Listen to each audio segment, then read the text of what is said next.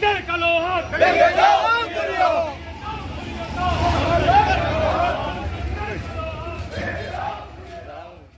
আমরা মাতৃদের সামনে তিনজনে বইয়ে বক করলাম, তখন আমরা আজ দিয়ে ডাক দিলা যে এ বাসাওরে আমরা আমারে বাসাওরে হইতে হইতে দাদারে ডাক দিয়ে দাদা আছেন বা রুবেল বাইকে ধরিল হইয়া দৌড় মারি গেছি, আমরা গিয়ে ধরছি দইরে এখন সিএনজি রে ডাক দিয়ে রক্ত নালতো দিবরে, তখন এখন সিএনজি রে উবা করাইছি করাইয়া আমরা সিএনজি 3 জনে তুলা দিয়ে ঢুকাইছি। ঢুকালির পরে আমরা কিন্তু তো কান্দে লইয়ার দেখা নাই, আমরা 2 জন ড্রাইভার দিয়া আর আমরা সিএনজি ড্রাইভারে দিয়া হসপিটাল পাঠাইছি। এর পরে আমি আর দাদাকে বিক্রম আইডিয়ার দামি যে দেখি কোনো মানুষ যাচ্ছি না না কোনো মানুষ না বাড়াই আইছি। এরপরে তো কইলাম যে তুমি বাড়িতে একটা খবর দাও, পরে দাদা এমন নকয় নাম্বার জানি না, তোর মালিককে মনে হয়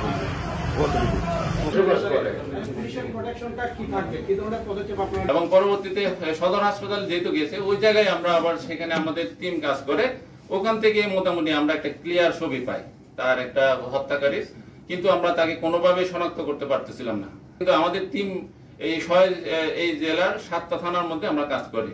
ইভেন আমাদের একটা টিম সিলেটের ওসমানীনগর এবং হবিগঞ্জ এখানে যায় যে রোডের মধ্যে তাকে কেউ চেনে কিনা, কিন্তু কোনোভাবে এটা শনাক্ত করা সম্ভব হচ্ছিল না।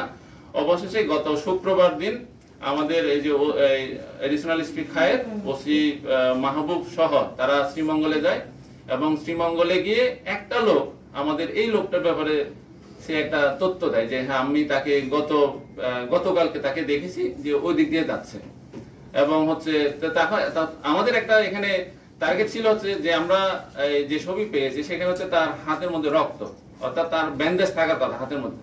তখন আমরা জিজ্ঞেস করলাম যে হাতের মধ্যে কি কোনো ব্যান্ডেজ আছে, তখন সে বললো হ্যাঁ হাতের মধ্যে আমি একটা ব্যান্ডেজ দেখতে পেয়েছি।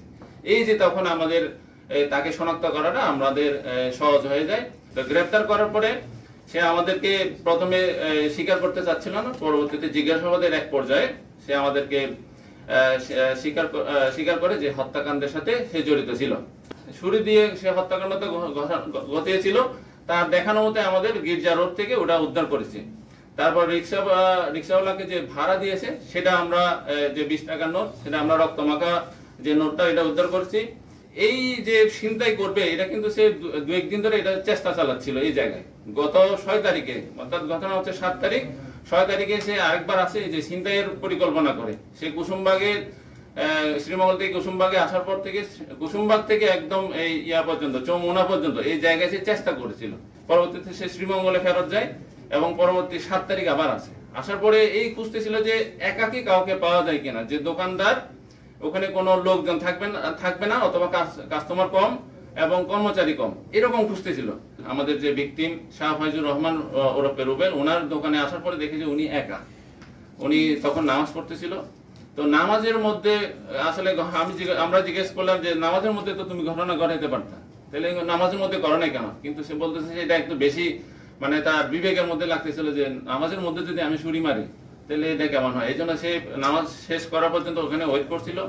উনি যখন ক্যাশ কাউন্টারে বসছিলেন রুবেল আমাদের ভিকটিম, তখন উনি বললেন যে বিভিন্ন অজুহাতে যে আমার কিছু রং লাগবে, মানে সে চাইছিল যে কোনোভাবে ক্যাশ কাউন্টার থেকে তাকে একটু ভিতরে বা অন্য কোনো জায়গায় নিয়ে গিয়ে ক্যাশ কাউন্টারটা খালি করা।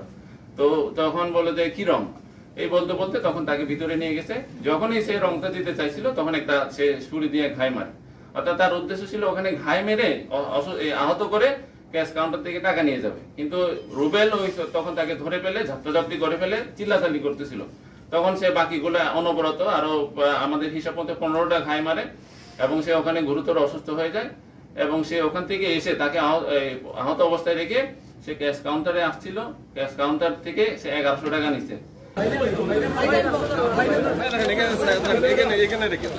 এই গাড়ি তো